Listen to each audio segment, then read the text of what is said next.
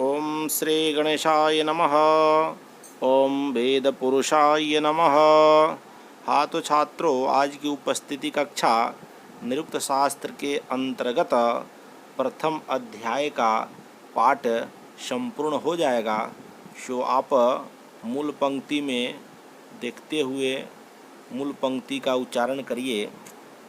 मृगो न भीमः कुचरो गरिष्ठा, मृग इव भीम कुचरः गरिष्ठा। मृगः मार्गेष्टगतिकर्मणः, भीमः बिभ्यति अस्मात्, भीष्मः अपि एतस्मादेव।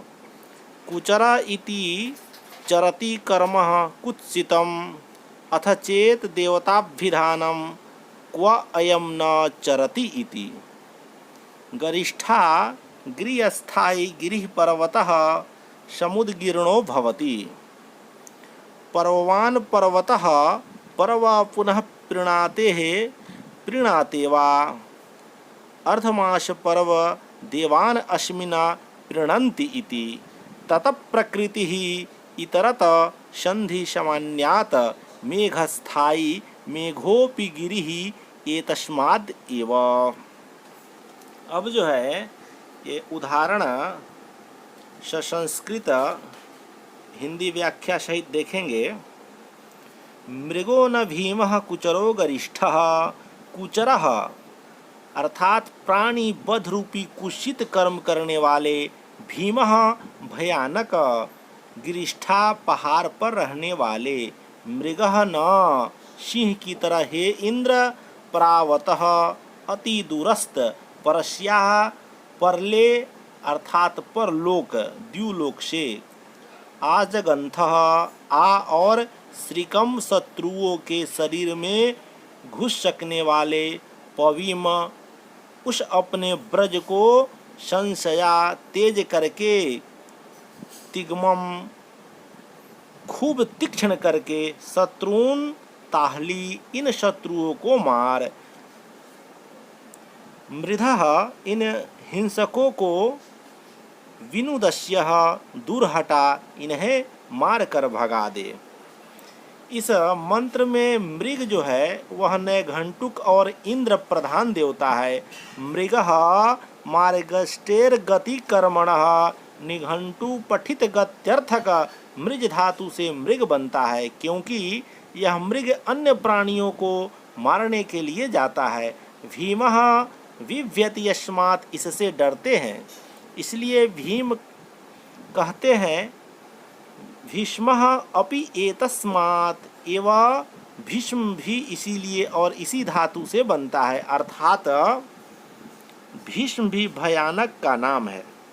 कुचर इति यह इसीलिए कहते हैं क्योंकि चरति कुत्सितम कर्म, वह निंदनीय कर्म को करता है, अर्थात प्राणी बध रूपी अनुचित कार्यों को करता है। अथ चेद और यदि देवताभिधानम, कुचर यह देवता का नाम है, तो यह निरुक्ति करे क्वायम न चरति इति, यह कहाँ नहीं विचरता। देवता महामहिमशाली होते हैं, वे सभी जगह विचरते हैं। गिरिष्ठः गिरिस्थायी पहाड़ पर रहता है। गिरिष्ठः गिरि पर्वतः, गिरि पहाड़ को कहते हैं क्योंकि समुद्गिरणो भवति, वह ऊपर को उठा हुआ पृथ्वी में से निकला हुआ होता है। पर्वान पर्वतः, पर्वत पर्वों वाला होता है। शिला शिखरः, संधि आदि की उनके पर्वत हैं।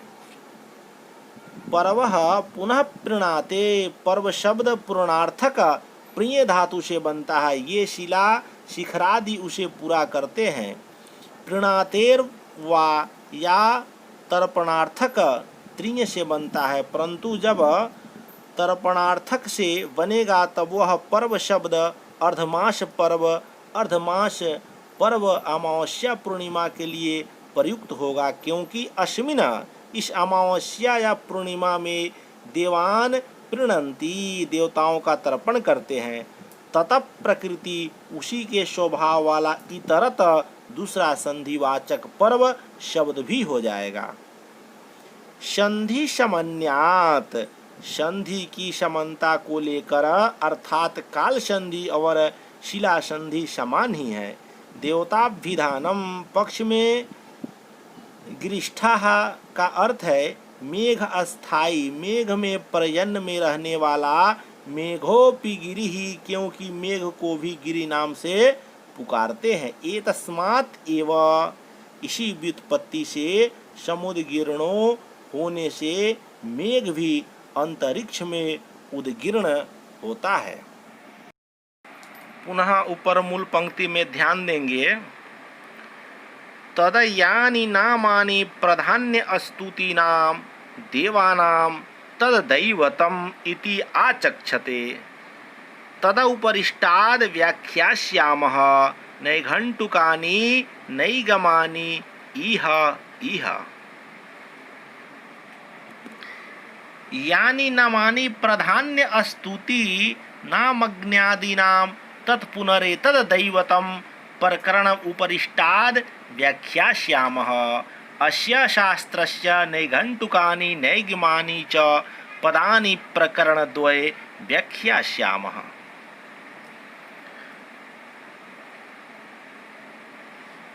तत, जो प्रधान स्तुति नाम देवतानां प्राधान्य स्तुतियाँ, तसाम मुख्यतया स्तुति किए गए देवताओं के, यानि नामानि, जिन मंत्रों में जो नाम है, तद, उस कांड को, दैवत कांड इति आचक्षते, इस नाम से कहते हैं, पुकारते हैं। तदुपरिष्टाद् व्याख्यास्यामः, उस दैवत कांड की आगे व्याख्या करेंगे। नैघण्टुकानि, नैघण्टुक कांड की, और फिर नैगमानि, नैगम कांड की भी। यहीं पर अर्थात पहले नैघण्टुक, फिर नैगम, और अंत में दैवत कांड की व्याख्या करेंगे। इह इह, यह पुनरुक्ति अध्याय परिसमाप्ति के लिए सूचनार्थ है।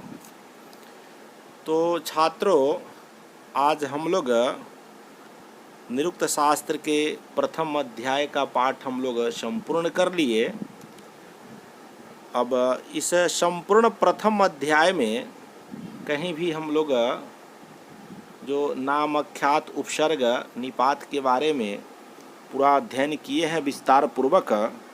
कहीं भी कोई अगर समस्या हो इस संपूर्ण प्रथम अध्याय में, तो छात्र पूर्व की भांति व्हाट्सएप और कॉल के माध्यम से अपने शंकाओं का समाधान करेंगे।